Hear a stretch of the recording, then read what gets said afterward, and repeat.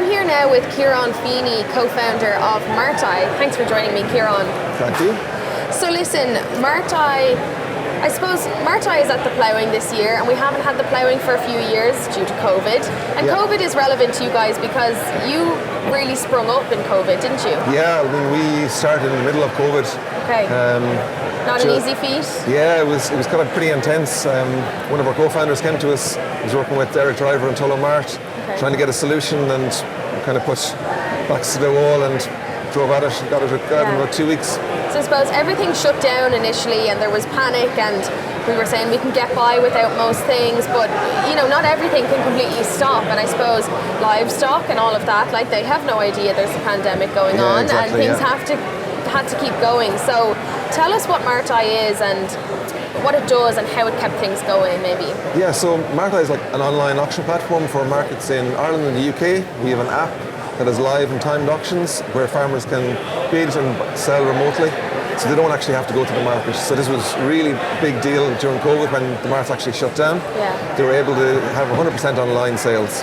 So would farmers, I suppose, to break it down, would farmers video their animal in their yard and tune into a mart schedule then or something like that, or would they have to, would it work a slightly different way? Tell me a little bit. Yeah, so it's kind of like the traditional mart where they would just drop off the cattle now on the sale day, and then a lot of them would just leave and watch it being sold online.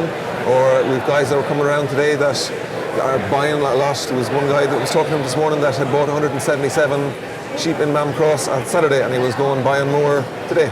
And he bought all of those through Marti? Yeah, on the phone. He said he just lives by it. And so it's an app, correct? And you can use it then anywhere. So once you've dropped your animals off, really you could go wherever. You don't have to be close by. It's exactly, like we have guys buying sheep from America for his father in Donegal. People buying in Australia. It's crazy what has changed in those few short years. Yeah, absolutely. It's crazy, all right. I suppose, was there any kind of skepticism at the start in terms of maybe people being worried about dropping their animals off and then leaving them and things like that, or was it, were people straight on board? I think they were forced to be on board. The marts were shut, so there was no other option. They were using a tender system, which was just very complicated and convoluted, and it just didn't work at all. So the live auctions really were a necessity. So they had to get on board, and it really worked for them. Okay, so and the advantages. COVID, I mean, I won't say it's over. It's something that's going to last for a while, but I suppose we're out of maybe the thick of it a little bit. We're somewhat out of the woods. Has there been a drop-off, or is Marti continuing? I mean, is it stayed popular? There has been a drop-off, obviously, from the online sales, but it has been pretty consistent since marts opened up and people could go ringside again. It's been pretty consistent percentage sold online. We're still growing in the UK. We have a new customer coming on next week over there that has 3 markets, so England is a big area for us. Okay, I mean, people are so into being efficient now, and maybe labour shortages and things like that. People don't have the time to leave and go off farm and go to these things. It needs to be, I suppose, done as quick as possible, and Marti can probably help with that. Yeah, I think it's big for part-time farmers where they can watch them, you know, if they're on lunch, or they can check in, see what's going on. And then for the bigger guys who are buying maybe in multiple marts on the same day and just organising logistics around that. Okay, so you'll be on your smartphone or whatever it is, and you can bid.